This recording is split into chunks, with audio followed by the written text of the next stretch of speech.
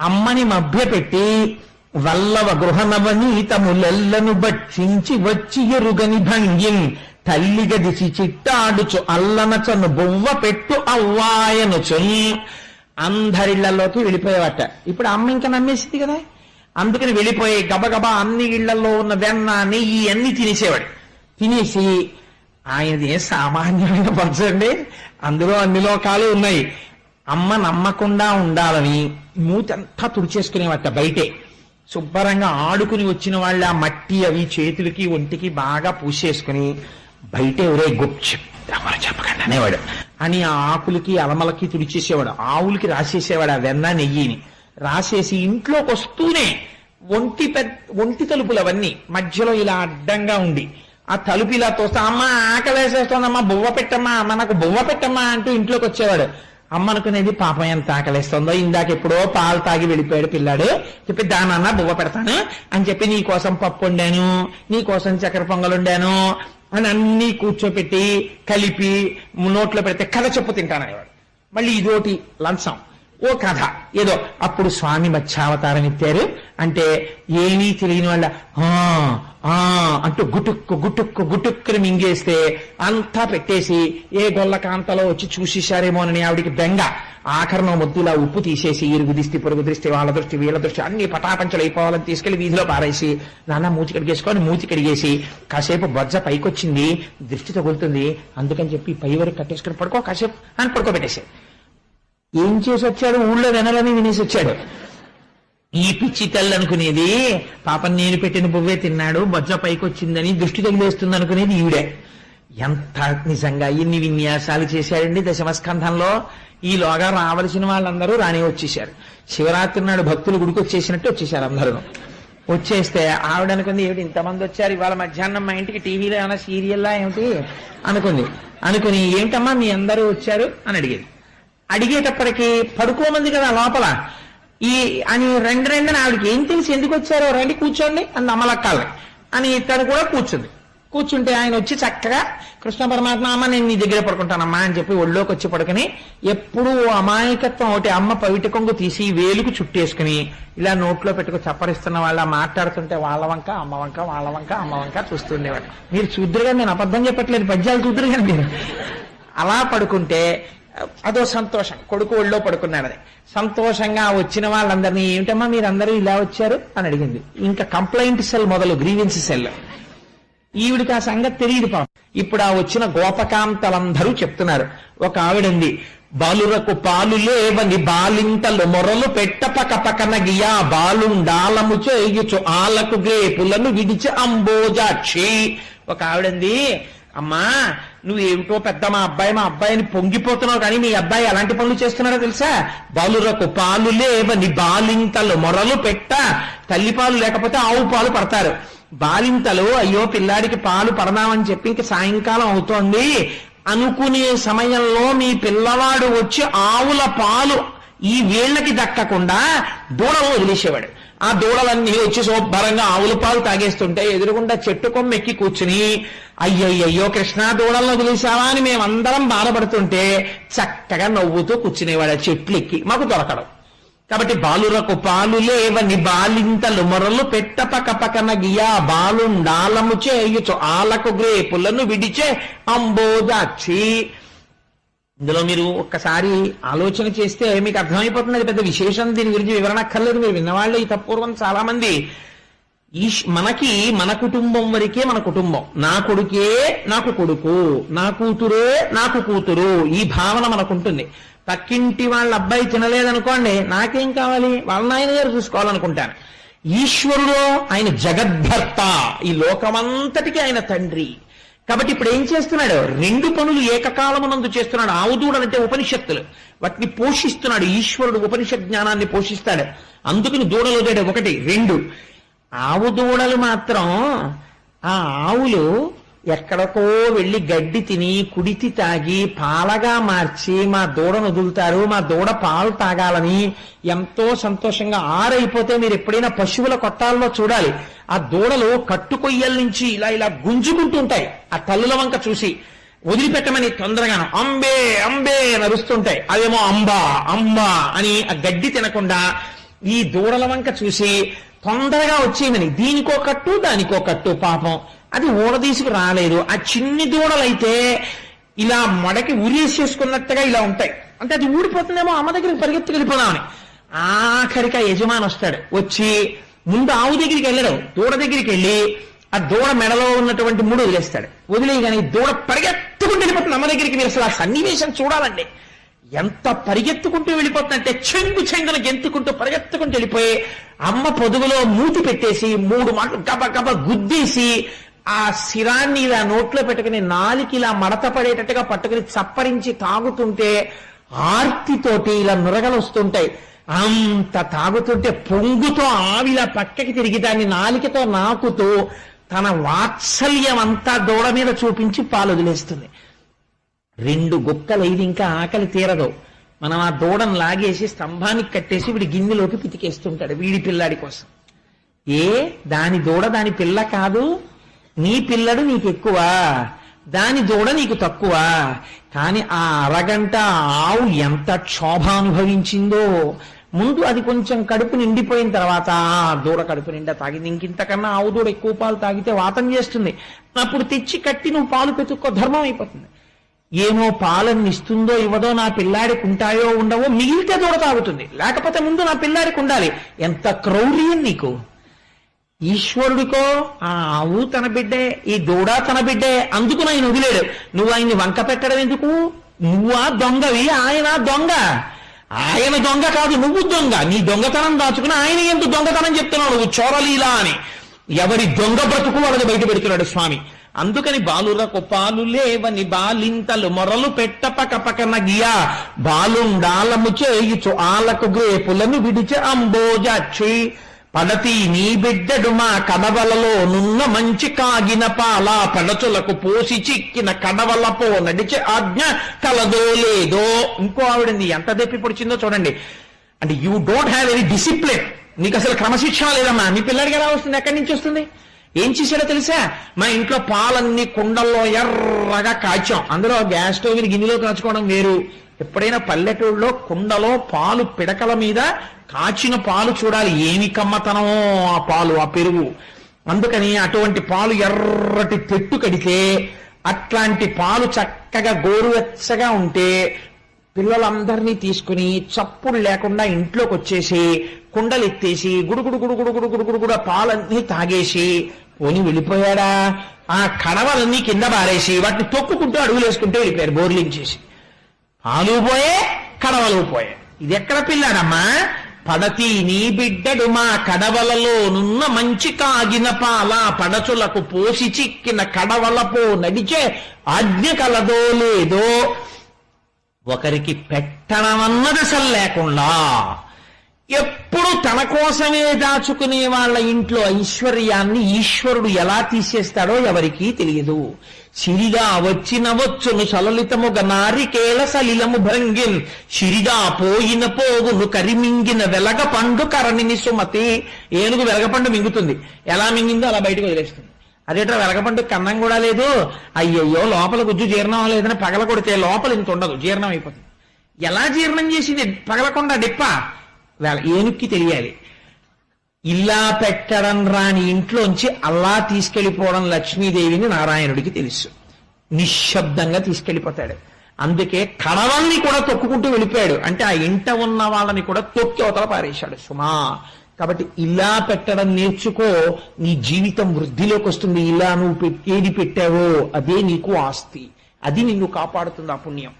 కాబట్టి పుట్టి పుట్టడు నేడు దొంగిలబోయి వారిల్లు సొచ్చి కడవలు అందక పీటలు రోలు ప్రోవిడి ఎక్కి చేపెట్టజాలక కుండ కిందొక పెద్ద తూటురరించి నీ పట్టి మిగడపాలు చారలు పట్టి త్రావెతలోదరి.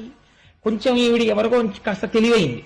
అప్పటికే తెలుసుకుంది దొంగతనాలు చేస్తున్నాడు, కృష్ణుడు వచ్చేస్తున్నాడు, కింద పెడితే తాగేస్తున్నాడు, కుండల పగల కొట్టేస్తున్నాడు.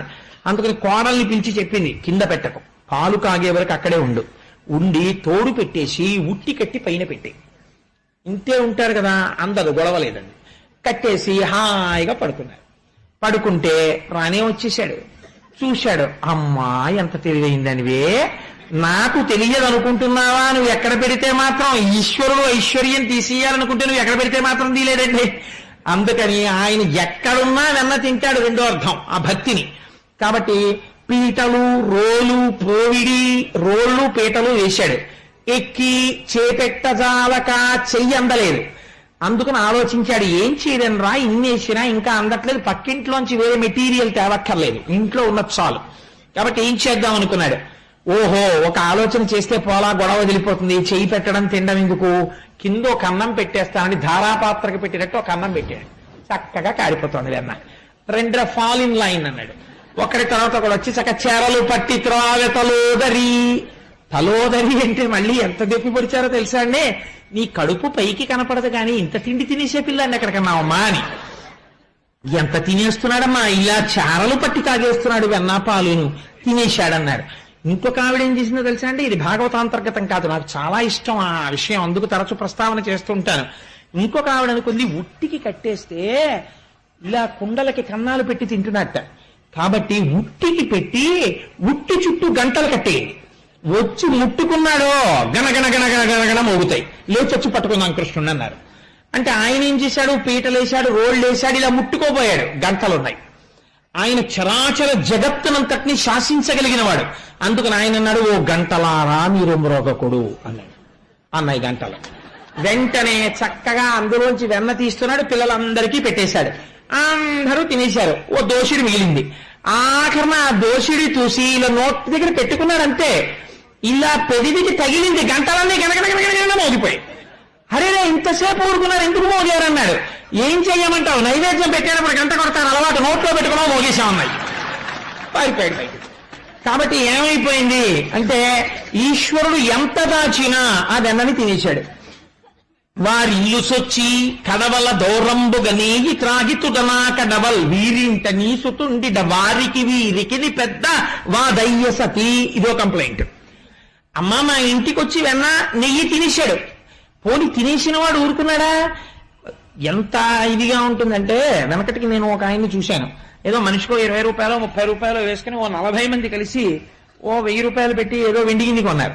కొని ఆ 40 మంది పేర్లు ఏమంటారు ఆ గిన్నె మీద ఎవరికో ఇవ్వడానికి. వాడు అంటాడన్న 1000 రూపాయల గిన్నె మీద 40 పేర్లు ఏంటంటే పట్టమంటాడు. అంటే అయితే సిహెచ్ కోటేశ్వరరావుని సిహెచ్కే రావు చేసేద్దాం రా, పి జనార్దన్ రావుని పీజే రావు చేసేద్దాం రా అంటాడు. అని మొత్తం మీద ఈ 40 పేర్లు వెండి గిన్నె మీద ఉండాలని. ఎందుకంటే లేకపోతే ఎవడిచ్చాడో ఎలా తెలుస్తుంది? ఇచ్చేవాడు ఎవడో వాడు ఉంటాడు పెద్ద, వాడే ఇచ్చాడు అనుకుంటే ఈ 39 మంది వచ్చి పడి తినేసి వెళ్ళిపోయారు అనుకుంటాడేమో. 40 పేర్లు దాని మీద ఉంటే ఆ తర్వాత ఆయన లైట్ కింద కూర్చుని గిన్నె తిప్పుకు చూసుకోవాలన్నమాట. అందుకని అంత చిత్రంగా ఉంటుంది ప్రపంచం. అందుచేత దేవాలయమే కాబట్టి ఇక్కడే చెప్పించాడు భాగవతం పరమాత్మ, లేకపోతే ఎందుకు చెప్పిస్తాడు? కాబట్టి ఆయన అక్కడికి వచ్చి పరమాత్మ ఆ కుండల మీద పేర్లు ఉంటాయి, ఏ ఇంటి వాళ్ళ పేర్లు ఆ ఇంటి మీద, ఆ వెన్న తినేసి వెళ్ళిపోలేదు. కొన్ని ఇళ్లలో ఈ ఇంట్లో కుండ పట్టుకెళ్ళి ఆ ఇంట్లో పెట్టి వెళ్ళిపోయాడు. వెళ్ళిపోతే వాళ్ళు లేచి వచ్చి మా ఇంట్లో వెన్నంతా పోయింది, నెయ్యి అంతా పోయిందని పక్కింట్లో కనపడ్డాయి కుండలు. అన్నా మీరే పట్టుకుపోయారు మా కుండలని వాళ్ళు వీళ్ళు జట్టి ఆడుకుంటున్నారు. మేము ఎక్కడ పట్టుకొచ్చాం, మాకెందుకు కర్మ, ఎవరు పట్టుకొచ్చాడో మాకేం తెలుసా. ఈయన ఎదురుగుండా వీధిలో రోడ్డు మీద ఆవుల్ని చక్కగా గడ్డి పెట్టి తోవుకుంటున్నట్టుగా నవ్వుకుంటున్నాడు. ఎందుకు ఈ లీల అంటే ఒక్కొక్కడికి అహంకారం. పక్కన ఒక పేదవాడు అన్నం లేకుండా సొమ్మసిల్లి పడిపోయినా తాను మృష్టాన్న భోజనం చేసి పట్టించుకోకుండా వెళ్ళిపోగలడు ఒక్కొక్కడు. ఎందుకంటే నిర్దయ. అయ్యో వాడాకలి నా ఆకలి ఒకటే, పోన్లే వాడికి నాతో సమానంగా మృష్ణాన్న భోజనం పెట్టకపోవచ్చు, విషయ పట్టాడు అన్నం కాస్త అతనికి పెట్టు అనలేడు. ఇలాంటి వాడి ఐశ్వర్యాన్ని తీసేయడమే కొండ ఇక్కడ పెట్టడం. రేపు పొద్దున్న ఈ పుర్రే ఇక్కడ పుట్టింది అనుకోండి, వాడి బతుకేమిటి? ఈ పుర్రి ఇక్కడికి రావచ్చుగా ఆయన తలుచుకుంటే. కాబట్టి పేదవాణ్ణి చూసి పరిహాసం చేస్తే నీ పుర్రె అక్కడ పెట్టగలను, ఆ పుర్రె ఇక్కడ పెట్టగలను, జాగ్రత్త సుమా. ఒక పాఠం నేర్పాడైన అని. వేలుపులట నాకంటని ఏలుపు మరి ఎవ్వడనచు వికవికనగిమా వేలుపుల గోడపైనో హేలావతి నీత నూజుడెంగిలి చేసన్. ఇదో చిత్రమైన లీల. ఇంకొక ఆవిడంది, ఆవిడకి భక్తి ఎక్కువ, ఆవిడ కర్మిష్టి. ఆవిడకి అంతా ఎంత భక్తి ఎంత కర్మ అంటే మడిబట్ట ముట్టుకున్నారో ఆవిడకి ఇంకా చాలా కోపం వచ్చేస్తుంది.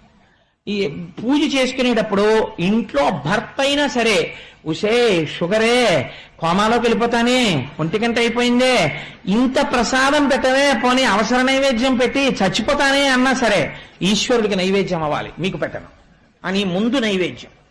ఇది ఒక మౌఢ్యం ఉంటుంది కొంతమందికి. ఎంత చిత్రంగా ఉంటుందంటే ఈ మౌఢ్యం నాకు చాలా ఆశ్చర్యంగా ఉంటుంటుంది. కొంతమందిని చూస్తే నేను తరచు చెప్తుంటాను. ఒక ఉదాహరణ, నేను ఒకసారి శనివారం నాడు వెంకటాచలంలో అర్చనానంతర దర్శనం చేసుకుని ప్రసాదాల కౌంటర్ దగ్గరికి వచ్చి నాకు ఇచ్చిన ప్రసాదం తింటుంటే ఒక ఆవిడ వచ్చి ఆవిడకి ఇచ్చిన చక్కెర పొంగల్ నాకు ఇచ్చేశారు. నాకు చక్కెర పొంగల్ అంటే మహా ఇష్టం.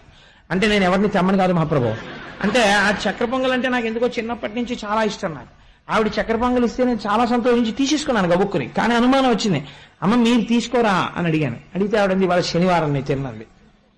వెంకటాచలంలో వెంకటేశ్వరుడి ప్రసాదం చక్ర పొంగలి ఆనంద నిలయంలో ఇస్తే ఇంకోటి ఉపవాసం పాడైపోతుందిట, చక్ర పొంగలి తిందట. ఏమనుకోవాలండి అంటే కొందరి బ్రతుకులంతే అనుకోవాలి. అంటే అది ఇంకా ఎంత మౌఢ్యం అంటే అసలు ఆ మౌఢ్యానికి అర్థం ఉండదు. ఒక్క మాట, ఈశ్వరుడు ఈ రోజు వెంకటాచలపతి తన చేతితో నేను ఇవి చేసిన ఉపవాసములకు మెచ్చి ప్రసాదముగా నాకు ఇది ఇచ్చాడు, అనుగ్రహం నాకు ఇవ్వాల్సి చేస్తున్న ఉపవాసమే పూర్ణాహుతి ఉపవాసం. అసలు అనుకున్న ఆవిడ తినగలిగితే ధన్యురాలు అయిపోయింది. నాకు నోట మాట రానిదే వెళ్ళిపోయింది, ఇది ఈశాను అనుకోండి చక్ర పొంగలి వేరే విషయం. కాబట్టి వేలుపుల్లట నాకంటేను ఇలాంటి మౌఢ్యాన్ని చూసి ఆయన పరిహాసం చేస్తున్నాడు. ఒక ఆవిడ చక్ర పొంగలెట్టింది, పులిహారెట్టింది, దేవుడికి కూడా పెట్టదు పట్టాన. అవన్నీ కప్పేసి ఓ స్తోత్రం మీద స్తోత్రం, ధ్యానం మీద ధ్యానం, ఒక్కొక్కళ్ళకు ఉంటుంది 46 స్తోత్రాలు చదవాలి. అందుకని ఆ 46 అయిపోయేంత వరకు ఎవ్వరికి అర్థం కావు 46 ఏమిటో. ఏం చదివిందో ఆవిడికి తప్ప ఈశ్వరుడికి కూడా తెలియదు. ఇలా విని సరస్వతీదేవిని తీసుకొచ్చి ఆవిడ ఏం చదువుతోందో చెప్పమ్మా అంటే సరస్వతీదేవి ఇలా విన్నా కూడా అర్థం కాదు. ఎందుకంటే విశ్వం ఒకటే తెలుస్తుంది మనకి. ఆ తర్వాత ఎప్పుడో వనమాలి గదీశాంగి అర్థం లోపల వెళ్ళిపోతుంది. ఎందుకంటే ఆఫీస్ టైం అయిపోతుంది, 46 అయిపోవాలి. ఎందుకు 46? శ్రీరామ రామ రామే తిరమే రామే మనోరమే అనొచ్చు నీకంత టైం లేకపోతే. కానీ అలా అనరు. అలా అంటే కొంపలడిపోతాయంటారు. అదో వెర్రి, దానికి అర్థం ఉండదు. ఇంకా ఈశ్వరుడు కూడా మార్చలేడని నేను ఇదిగో పాపం కట్టుకోవాలి, మారుస్తాడేమో ఏనాటికైనా. ఇలాంటి మౌఢ్యం అసలు ఎప్పటికీ మెట్టెక్కనివ్వదు. అది జారుడు మెట్టులా నాచు మెట్టులా లాగేస్తుంటుంది కిందకి. ఆ మౌఢ్యమునందు చిక్కు పడిపోయి ఉండిపోతారు. కాబట్టి కృష్ణుడు ఇలాంటి వాళ్ళను ఉద్దేశించి ఎంత చిత్రమైన లీల చేశాడో చూడండి.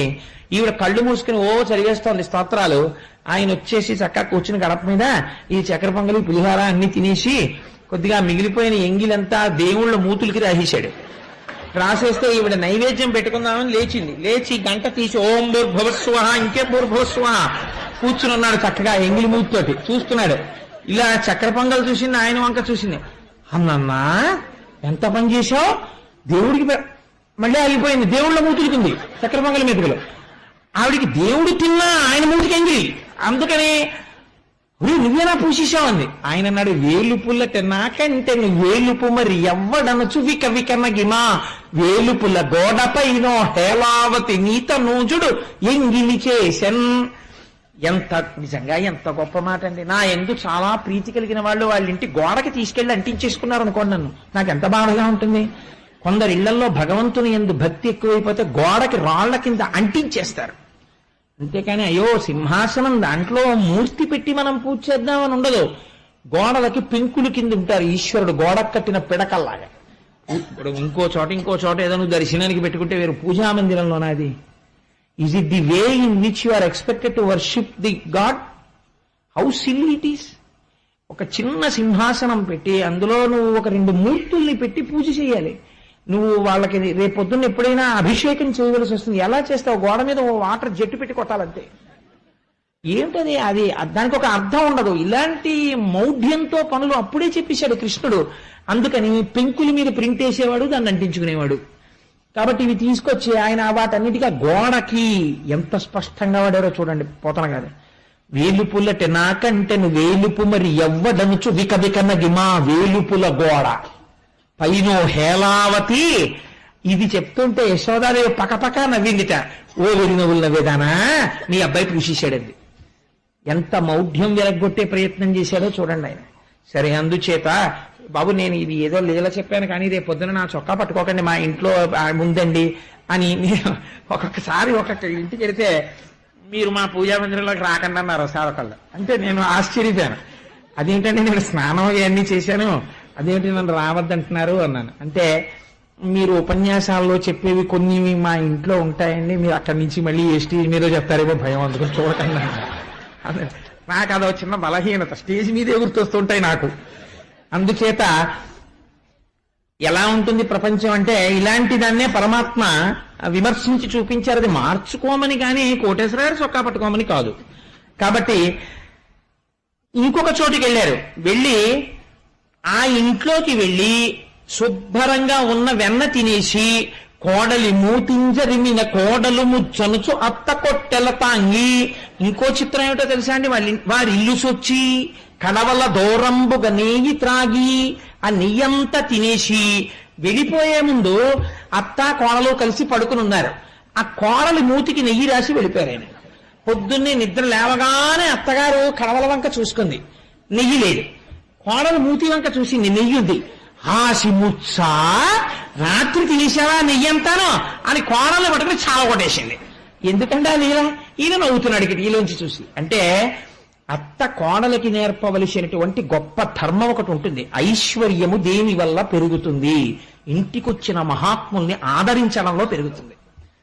ఆయన వచ్చినప్పుడు అత్తగారు ఇంటికి యజమానురాలెవరో ఆవిడే తీసుకెళ్ళి ఇవ్వాలి ఆయనకి. అయ్యా మీరు తీసుకోండి అని పండో ఫలమో ఇవ్వాలి. లేదా తర్వాత ఐశ్వర్యం ఎవరి వల్ల నిలబడాలి? కోడలి వల్ల నిలబడాలి. ఆ ఇంటి ఐశ్వర్యం కోడలకి నేర్పుకోవాలి. అమ్మా వారు వచ్చారు పెద్దలు, నువ్వు పట్టుకెళ్ళి కాఫీ లేకపోతే నువ్వు పట్టుకెళ్ళి కాసిన పాలు వారికి అని నేర్పాలి. అది నేర్పుకోలేదనుకోండి, ఇగో ఆయన వచ్చినప్పుడే తలుపేసేయకుండా కనపడుతుందేమో అని దాచేశారనుకోండి, కోడలకి ఇది అలవాటు అవుతుంది. ఇద్దరికి ఆఖరికి ఇటువంటి పిచ్చి ఎక్కడికి వెళ్ళిపోతుందంటే వాళ్ళిద్దరూ కొట్టుకునే స్థితికి వచ్చి విడిపోతాయి సంసారాలు తప్ప ధర్మమునందు పూనిక ఉండదు. కాబట్టి అత్త కోడల్ని సంస్కరించుకోవాలి. తండ్రి దానం చేసేటప్పుడు కొడుకుని పక్కన పెట్టుకోవాలి. కొడుక్కి కూడా అలవాటై రేపు వృద్ధిలోకి వస్తాడు. అది మహాధర్మం. అది నేర్పారు స్వామి. అలాగే ఇమ్మగువ తన్ను వాకిట గుమ్మరుచో చీరి నిలుపుకొని పేరడగన్ కెమ్మో వికొరికి వడిజన ఈ బాలుడు జగతిని మున్నిట్టి బిడ్డ చక్కంబడని. ఇంకో ఆవిడంది, అమ్మా మా అమ్మాయి ఏమో వీధిలో నించుంది, సాయంకాలం నించుని చక్క తల నిండా పూలెట్టుకుని అలా నిలబడ్డం కూడా ఎంత హొయలుగా నిలబడిందంటే గడపకి ఇలా భుజం వాల్చి కుడికాలు మీద నిలబడి ఎడంకాలు ఇలా అడ్డంగా వేసి కృష్ణుల్లా త్రిభంగిలా నిలబడి ఆ జడిలా తిప్పుకుంటూ నిలబడి అలా వెళ్ళిపోతుంటే కృష్ణుని అబ్బాయి ఇలా అంటే ఆయన చాలా యువర్స్ మోస్ట్ ఒబీడియంట్లీ కింద ఉంటాడు. గవగబా ఇలా చేతులు కట్టుకుని లోపలికి వచ్చాడు. నీ పేరేమిటాయ్ అంది ఇలా నిలబడి. ఆయన చూశాడు, చూసి అన్నాడు ఇలా రా చెప్తానన్నాడు. ఇలా నించున్నావిడ వంగింది, ఏమిటి అని ఇలాగా టక్కన కింద పెదవి కొరికేసి వెళ్ళిపోయాడు పరిగెత్తి. కిమ్మోవి కొరికి వడిజన ఈ బాలుడు జగతిని మున్నిట్టి బిడ్డ చదువంబడనే. ఇలాంటి పిల్లలు ఎక్కడైనా ఉంటారా? ఎందుకమ్మా పేరు అడిగితే పెదవి కొరికేది ఏంటి అంటే, మనకి కుమారీ శతకం అని పూర్వం ఒకటి ఉండేది. ఆడపిల్లలు ఎలా ప్రవర్తించాలి అన్నది ఇప్పుడు నేను చెప్తేనని దెబ్బలాడతారేమో కానీ భాగవతం చెప్తున్నా భయం ఏమిటి చెప్పేస్తాను. నిష్కారణంగా ఆడపిల్లలు అసుర సంధ్య వేళలో అలంకారం చేసుకుని బయట నిలబడి జడలు తిప్పడం, కనబడ్డ ప్రతివాణ్ణి పిలిచి ఏవో ఊసుపోని కబుర్లు చెప్తూ ఉండడం, ఇలాంటివి చెయ్యకూడదు. స్త్రీ వలన ధర్మం నిలబడుతుంది, ప్రవర్తన తెలియాలి. అలా వీధి గడపల దగ్గరికి వచ్చి నిలబడి వీధిలో వెళ్ళిపోయే వాళ్ళందరినీ పిలిచి వాళ్ళని నిలబెట్టి మాట్లాడడం అది చెయ్యకూడదు. నీ బ్రతుకు పాడైపోతుందని చెప్పడానికి అలవాటు మార్చుకో. కెమ్మో వికరికి వడజన ఈ బాలుడు జగతిని మున్నిట్టి బిడ్డ చక్కంబడనే. పైకి చాలా హాస్యాస్పదంగా ఉంటుంది లీల, లోపల గంభీరమైన అర్థం ఉంటుంది. చేబంతి తప్పెపడనని ఒకళ్ళింట్లోకి వెళ్ళాడు. ఎంత చిత్రంగా చెప్పాడంటే, యాండి ఆడుకుంటుంటే మా బంతి మీ గోడ దాటి లోపలికి వచ్చింది, తీసుకోవద్దా అండి అన్నాడు. అంటే అయ్యో అదేంటారు అబ్బాయి తీసుకో అన్నారు. గేటు తీశారు, లోపలికి వెళ్ళాడు. చేబంతి తప్పెపడనని ప్రాబల్యము తోడ వచ్చి స్నానము చేయు. వాళ్ళ కూతురు స్నానం చేస్తోంది. స్నానం చేస్తుంటే ఆ అమ్మాయి స్నానం చేస్తూ గోడ మీద వేసుకున్నటువంటి చీర తీసుకుని పారిపోయాడు. బంతి తీసుకుంటానన్నవాడు. ఎందుకు అలాంటి పని చేయడం అంటే, చేబంతి తప్పెపడినని ప్రాబల్యము తోడ వచ్చి భవనము వెనుకన్. ఆ భవనము వెనకాతల ఉన్నటువంటి స్నానాల గదిలో స్నానం చేస్తున్న ఆడపిల్ల యొక్క వలువలు తీసుకుని పారిపోయాడు. అది ఆ లీలలో. అంటే స్నానం చేసేటప్పుడు దానికి ఒక హద్దు ఉంటుంది. ఎందుకంటే సూర్యచంద్రాది గ్రహములు ప్రకాశిస్తున్నటువంటి సమయంలో ఒంటి మీద వస్త్రం లేకుండా దిగంబర స్నానం చెయ్యకూడదు. అది జలాధిదేవత అయినటువంటి వరుణుడి పట్ల అపచారం. ఇలాంటి తప్పు పనులు చేసేటటువంటి వాళ్ళకి ఒక పాఠం చెప్పడానికి ఆయన వస్త్రం తీసుకెళ్లిపోయాడు. ఒంటి మీద బట్ట కట్టుకుని ఉండాలి, స్నానం చేసేటప్పుడు కూడా ఏదో ఒక వస్త్రం ఉండాలి అన్న ఎరుకలేని నీకు వరుణుడి పట్ల అపచారం చేసే నీకు బట్టలు ఎందుకు అని బట్టలు పట్టుకుపోయాడు ఆయన.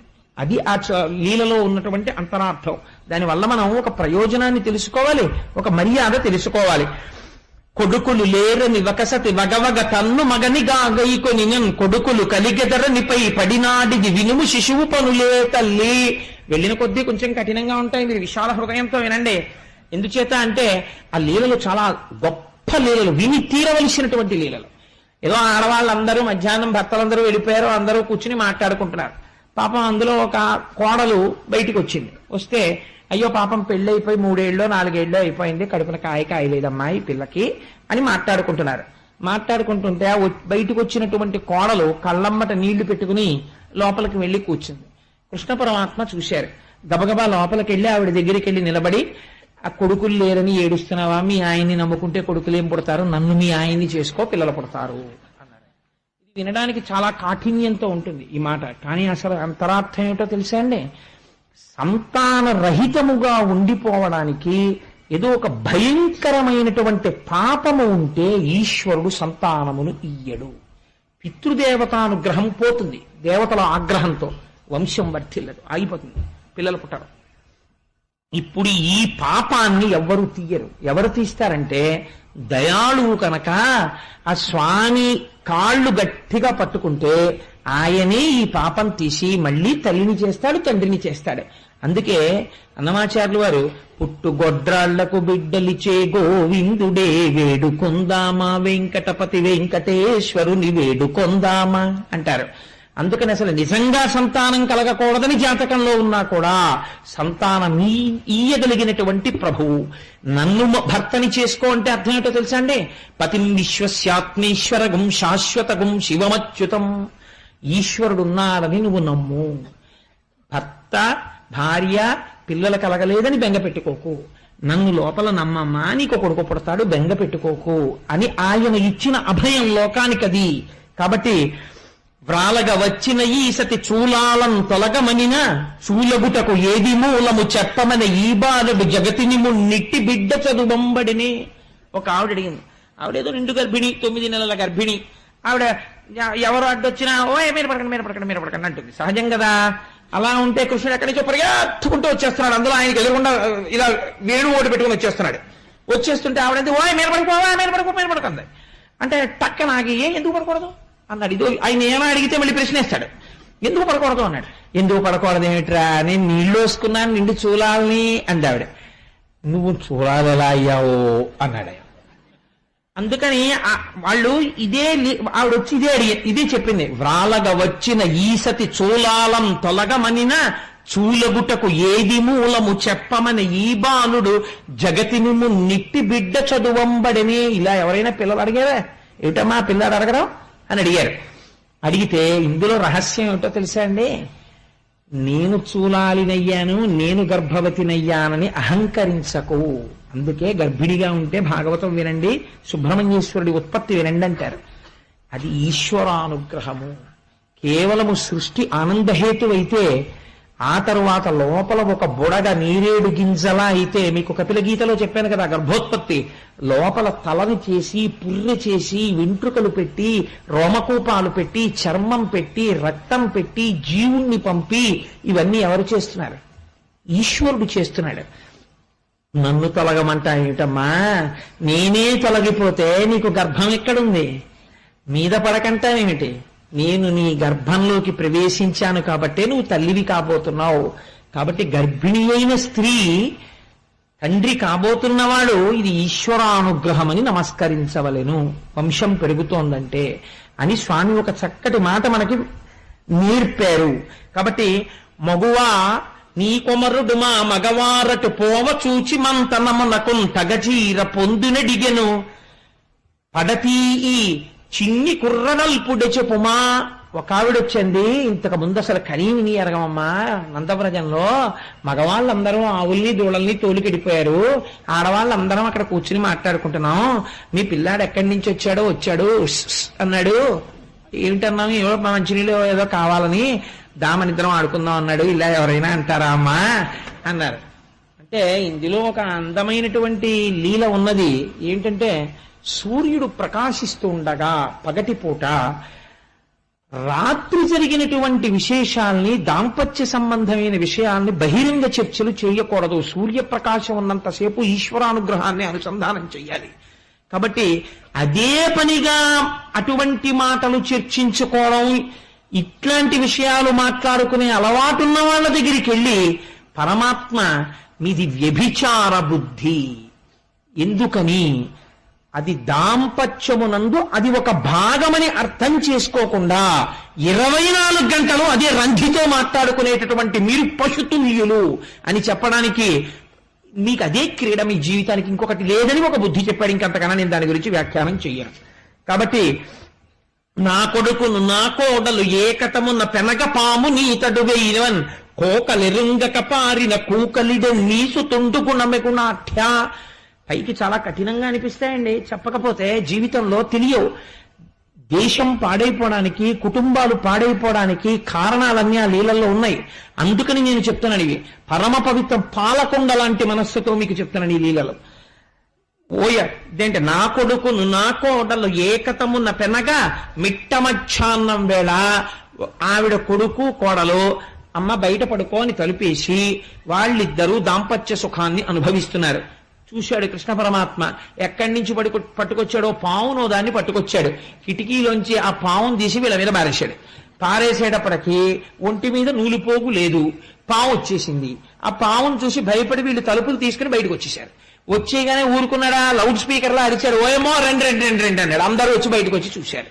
ఏమిటమ్మా నీ కొడుకు చేసిన పనులు? నా కొడుకును నా కోడలు ఏకతమున్న పెనగ పాము నీ తడువే ఇవన్ కోకలెరుంగక పారిన కూకలిడె నీసుతుండు గుణమెగునాఠ్యా. అంటే ఇందులో ఉన్న రహస్యం మీకు నేను ఆ దక్ష ప్రజాపతి, ఆ తరువాత హిరణ్యకశిపులు పుట్టే ముందు కపిలుడు, ఆ కశ్యప ప్రజాపతి, దితి దగ్గర చెప్పాను. వంశంలో దారుణమైన పిల్లలు ఎందుకు పుడతారో తెలుసా అండి? కాలము కాని కాలమునందు రమించకూడదు దంపతులు. అలా రమిస్తే ఉగ్రభావనలు కలిగినటువంటి వాళ్ళు, దేవతా తిరస్కారం చేసేవాళ్ళు జన్మించి ఐశ్వర్యం వెళ్ళిపోతుంది. అందుకే కొన్ని ఇళ్లలో అంటారు, మహానుభావుడు వాళ్ళ ముత్తాతగారిటువంటి వాడు, తాతగారిటువంటి వాడు, తండ్రిటువంటి వాడు, ఈయన విషయంలో చూడండి ఐశ్వర్యం హారతి కర్పూరంలో అయిపోయింది, ఎన్ని దురలవాట్లో ఎలా వచ్చాయోనండి అంటారు. ఇది రావడానికి కారణం జనన సమయమునకు హేతువైన ప్రవర్తన తల్లిదండ్రుల యందు లేకుండుట. కాబట్టి సూర్యుడు ప్రకాశిస్తుండగా కృతజ్ఞతా దోషం అంటుకుంటుంది. అటువంటి భయంకరమైనటువంటి ఫలితాలను ఇస్తారు దేవతలు. కాబట్టి ఆ పని చెయ్యకూడదు. కాబట్టి ఇది పశుకామము అని చెప్పడానికి పావుని విసిరాడు స్వామి. లోపల ఎంత గొప్ప రహస్యం ఉందో చూడండి. పోయమ్మ నీ కుమారుడు మా ఇండ్లను పాలు పెరుగు మన నీడమ్మ పోయదమెక్కడికైనను మాయన్నుల సురభులాన మంజుల వాణి. ఆఖరికి వాళ్ళు అన్నారు, అమ్మా ఇంక నీ కొడుకు ఎలాగో మా ఇంట్లో పాలు పెరుగు బతకనివ్వడు, ఈ ఊరు విడిచి వెళ్ళిపోతామమ్మా, ఈ ఊళ్ళో ఆవుల మీద మా అన్నగారైనటువంటి నందమహారాజు గారి మీద ఒట్టు, మేమందరం వెళ్ళిపోతున్నామమ్మా అన్నారు. అంటే ఆవిడ చూసి అంది, ఇవన్నీ ఎప్పుడు చేశాడంది. ఇవాళ పొద్దున్నే లేటెస్ట్ క్రైమ్స్ ఇవన్నీ, పాత ఛార్జ్ షీట్ కాదు ఇది, కొత్తగా ఇవాళ పొద్దున చేశాడమ్మా. ఎక్కడున్నాడు? ఇంట్లోనే మొలగంట టింగ్ టింగ్ టింగ్ టింగ్ అని మోగుతుంటే గోడవారు ఉన్నాడు. పిలిస్తే వచ్చాడు. ఆవిడేమో పాలిస్తే అమ్మా నేను ఆడుకుని వస్తానమ్మా అని వెళ్ళాడు. అమ్మ ఆకలేసేస్తోందమ్మా, ఇంట్లోకి వచ్చి అప్పుడే బువ్వ తిని పడుకున్నాడు.